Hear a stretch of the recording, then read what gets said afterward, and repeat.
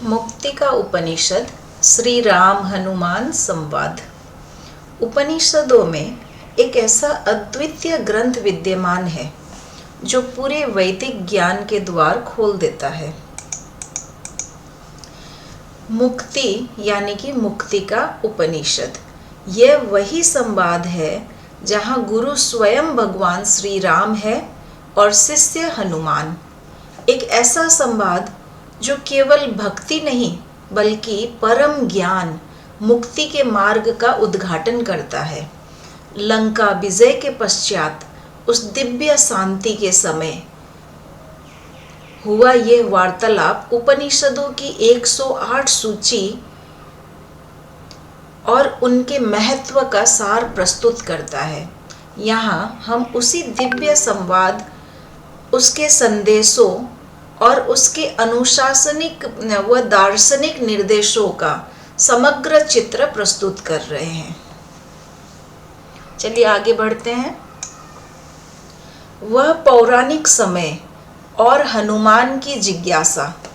लंका विजय के बाद जब संसार धर्म और मर्यादा के पुनर्संस्थापन का अनुभव कर रहा था, तब हनुमान के हृदय में एक गहन जिज्ञासा जागी।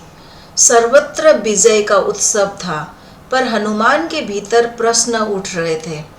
क्या केवल सेवा, पराक्रम और भक्ति ही अंतिम लक्ष्य है? प्रश्न फिर से सुनिए। हनुमान के भीतर उठते हुए प्रश्न क्या थे? क्या केवल सेवा, पराक्रम और भक्ति ही अंतिम लक्ष्य है? क्या प्रभु को रूप में देखना ही अंतिम सत्य है, या उससे परे कोई अनंत निराकार सत्य भी है जिसे अनुभव किया जा सकता है? स्वयं राम, जिनके प्रति हनुमान का निस्सीम समर्पण और निडर पराक्रम अविस्मरणीय थे, ने इन प्रश्नों को समझाया और हृदय में मार्गदर्शन दिया।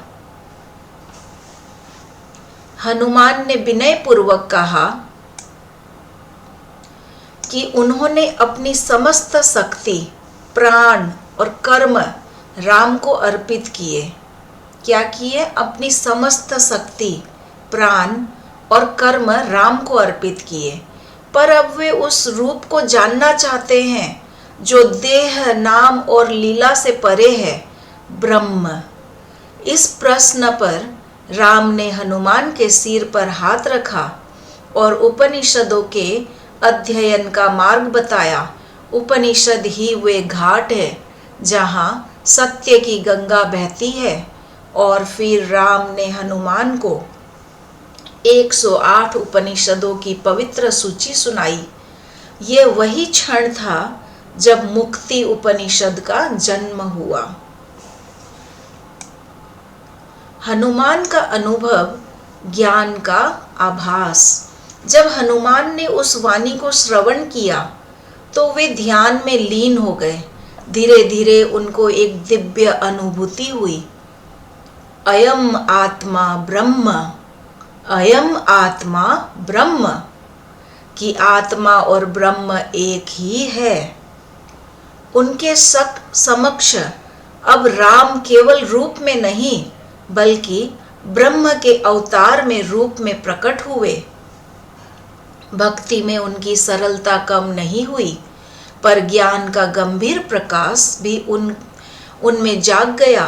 राम ने कहा कि अब हनुमान न केवल भक्त रहे अपितु ज्ञान के अधिकारी भी बन गए हैं, और यही उपदेश युगों युगों तक साधकों के लिए दीपक बनकर रहेगा। मुक्ति उपनिषद का सार और 4 प्रमुख निष्कर्ष। मूर्ति के उपदेश में 4 निर्णायक सिद्धांत स्पष्ट होते हैं। ब्रह्म की अद्वैत सत्यता, परम सत्य केवल ब्रह्म है, जगत मिथ्या है, पर यह अस्तित्वहीन नहीं पर परिवर्तनशील और अस्थायी है। आत्मा और ब्रह्म में कोई भेद नहीं।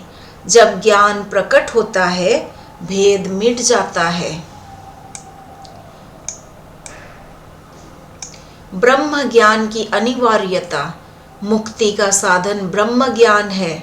शास्त्र पढ़ने मात्र से मुक्ति नहीं मिलती, अनुभव और आत्म साक्षात्कार आवश्यक है। ज्ञान वही है जो अज्ञान को नष्ट कर दे और जीव को अपने सत्य स्वरूप का प्रत्यक्ष बोध कराए। संन्यास का शिखर रूप। संन्यास केवल बाहरी त्याग नहीं बल्कि भीतर से असंग होने की स्थिति है। व्यक्ति संसार में रहकर भी संन्यास का जीवन जी सकता है, अर्थात कर्म करता हुआ भी अहंकार रहित और समर्पित मन स्थिर रह सकता है। वैदिक परंपरा में संन्यास को अंतिम साधन माना गया है, क्योंकि यह साधक को पूर्णता की अवस्था तक पहुंचाता है। उपनिषदों की विविधता और वर्गीकरण। उपनिषद अलग अलग साधकों को और मार्गों के अनुरूप रचे गए हैं। भक्ति, योग, ज्ञान, तंत्र, संन्यास इत्यादि। मुक्ति उपनिषद यही बताता है कि उपनिषदों की विविध परंपरा में प्रत्येक का अपना स्थान है और अंततः सब एक ही सत्य की ओर ले जाते हैं। 108 उपनिषद और 4 वेदों से उनका संबंध। मुक्ति का उपनिषद ने उपनिषदों की संख्या 108 को परंपरा में स्थापित किया और इन्हें चारों वेदों से संबद्ध किया। ऋग्वेद से 10 उपनिषद। ऋग्वेद का स्वरूप ज्ञानात्मक, तेजस्वी और दार्शनिक है। यहाँ से जन्मे उपनिषदों का केंद्र आत्मज्ञान, अद्वैत और हृदय विद्या है। यजुर्वेद से 32 उपनिषद। यजुर्वेद कर्म अनुष्ठान और साधना का वेद है। इसके उपनिषद कर्म, परिवर्तन, तप, संयम और साधना का विधान बताते हैं। सामवेद से 16 उपनिषद। साम का स्वभाव रस, संगीत और भक्ति है। यहाँ के उपनिषद उपासना, ध्यान और हृदय रस से संबंधित सूक्ष्म मार्ग प्रदर्शित करते हैं। अथर्ववेद से 50 उपनिषद। अथर्ववेद तंत्र, प्राण विद्या और रहस्य का वेद है। इसके उपनिषदों में कुंडलिनी, प्राण, नाद, योग और तंत्र के अति सूक्ष्म विषय निहित है। यह वर्गीकरण केवल संख्यात्मक नहीं बल्कि आध्यात्मिक ढांचे का निर्देश है। चारों वेदों के 4 पहलू ज्ञान, कर्म, भक्ति और रहस्यात्मक तप मिलकर 108 उपनिषदों के माध्यम से साधक को मुक्ति तक पहुंचाते हैं। उपनिषदों का महत्व, परंपरा, दीक्षा और मठ। मुक्ति का उपनिषद ने यह मानकीकरण इसलिए भी किया ताकि परंपरागत मठ पीठों, आचार्यों और दीक्षा संस्कारों में एक प्रमाणित सूची रहे। श्रृंगेरी, कांची, द्वारका, पुरी और काशी जैसे प्रमुख पीठों में 108 उपनिषदों का अध्ययन और उनका पाठ संन्यास दीक्षा का अभिन्न अंग माना जाता है। दीक्षा के समय जब शिष्य के कान में मुक्तिका की पंक्तियां गूंजती है तो उसे यह अनुभूति होती है कि उसकी यात्रा केवल सामाजिक या वैचारिक नहीं अपितु आत्मिक और ब्रह्म समर्पित है। उपनिषदों को पढ़ने का शास्त्रीय और आध्यात्मिक क्रम। मुक्ति का उपनिषद पढ़ने का कार्य केवल ग्रंथ सूची का अधिग्रहण नहीं है, यह एक साधना क्रम है। परंपरा इसके लिए अनुशंसित क्रम बताती है। उपनिषदों की भूमिका समझना, उपनिषद क्या है, किसने रचे, किस उद्देश्य से रचे गए, इनका भाव समझना आवश्यक है। उपनिषद का मूल अर्थ है निकट बैठकर सुनना, गुरु के निकट रहकर सत्य का बोध करना। 11 प्रधान उपनिषदों का अध्ययन ईश, केण, कठ, प्रश्न, मुंडक, मांडुक्य, तैत्तरीय, ऐतरेय, छांदोग्य, बृहदारण्यक और श्वेताश्वतर, ये वे उपनिषद है जिनको वेदांत का मूल कहा गया है।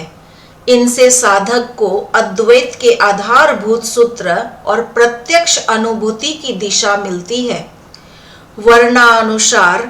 वर्गानुसार उपनिषदों का चिंतन भक्ति उपनिषद, योग उपनिषद, संन्यास उपनिषद आदि को उनकी प्रकृति के अनुसार पढ़ना चाहिए ताकि प्रत्येक साधक अपनी रुचि और साधना अनुसार मार्ग चुन सके। अंत में मुक्तिका का सम्यक अध्ययन। जब शिष्य ने उपर्युक्त क्रम अपनाया हो तब मुक्तिका पढ़ने से वह समग्र दृष्टि प्राप्त करता है। वेदों, उपनिषदों और साधना की समेकित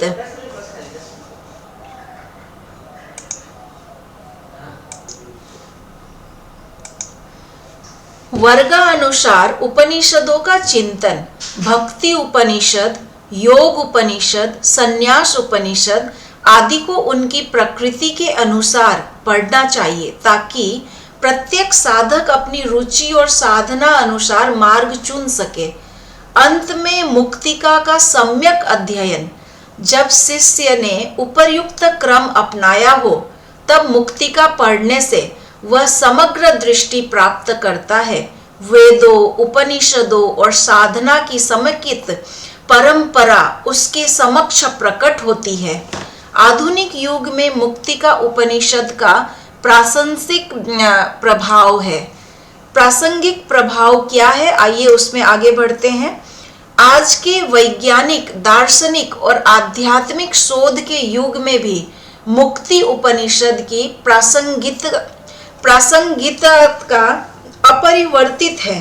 आधुनिक विश्वविद्यालय, शोधकर्ता और विदेशी विद्वान जब उपनिषदों की सूची और उनकी प्रामाणिकता पर प्रश्न उठाते हैं तब मुक्तिका ने एक सुस्पष्ट परंपरागत मानदंड दिया है।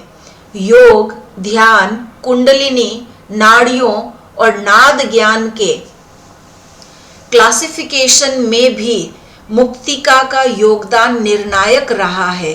यही आधार रहा जिसे आधुनिक योग शोध एक संगठित विद्या बन पाया।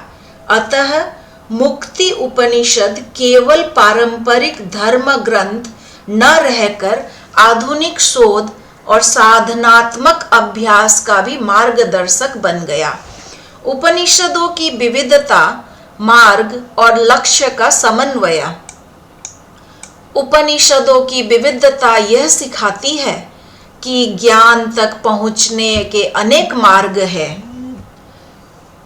कर्म, भक्ति, योग, तप, तंत्र, संन्यास पर अंततः उनका लक्ष्य एक ही है, आत्मा का ब्रह्म में विलीन हो जाना।